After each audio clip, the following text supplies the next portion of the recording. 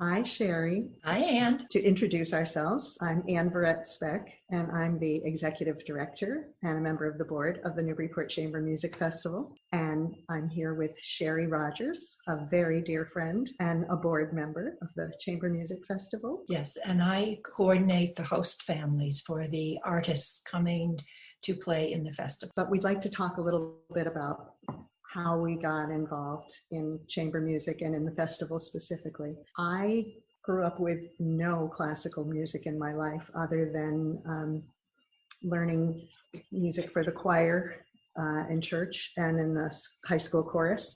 But I married a man with a terrific collection of classical music.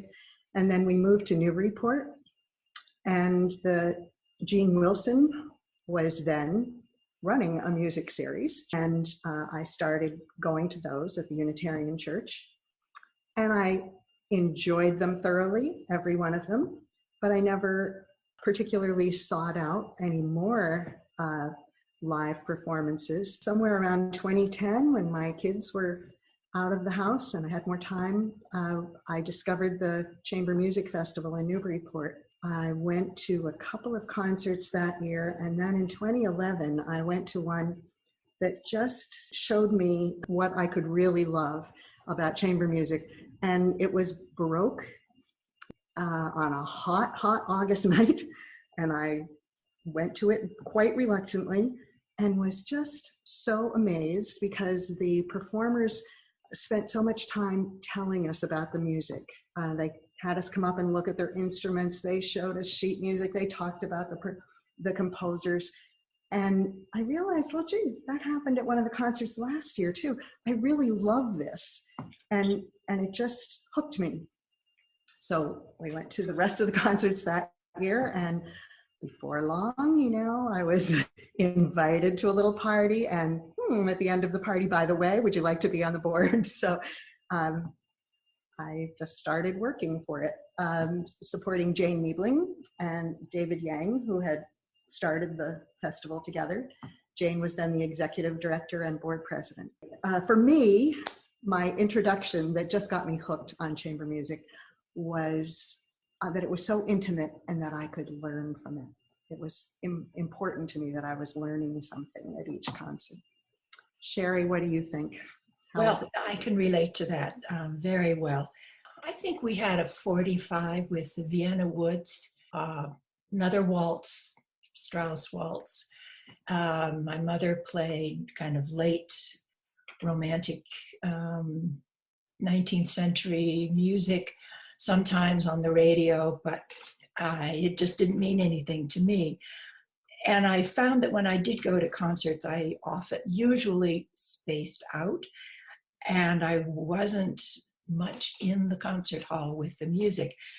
And I found that very discouraging, and I tended not to go to concerts.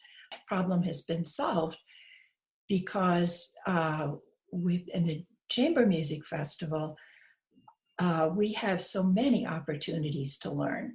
The lecture, the rehearsals, David's wonderful newsletters that he started a year ago, and now he used to do them monthly, but now he's doing them weekly during this health crisis. And also the links to professionals playing the pieces of music that the festival players will be playing so that you can listen to it ahead of time. And for example, had I not been on the board, frankly, last year, I would not have bought any tickets to the concerts because other than a Mozart piece, there wasn't any music that I really wanted to hear. For example, Bartók's String Quartet No. 4. I thought, this is character building music. I don't want to listen to this. And after David gave a lecture on it, and I played the YouTube recording about a dozen times, by the time I actually got to the concert, I really liked the music. And I just had so much more fun. The festival has really opened up many more doors. I do love Baroque music, and that's my go-to. But the festival has opened doors to all kinds of other classical music that I don't normally go to. And I am so grateful for that. That has made me a fan.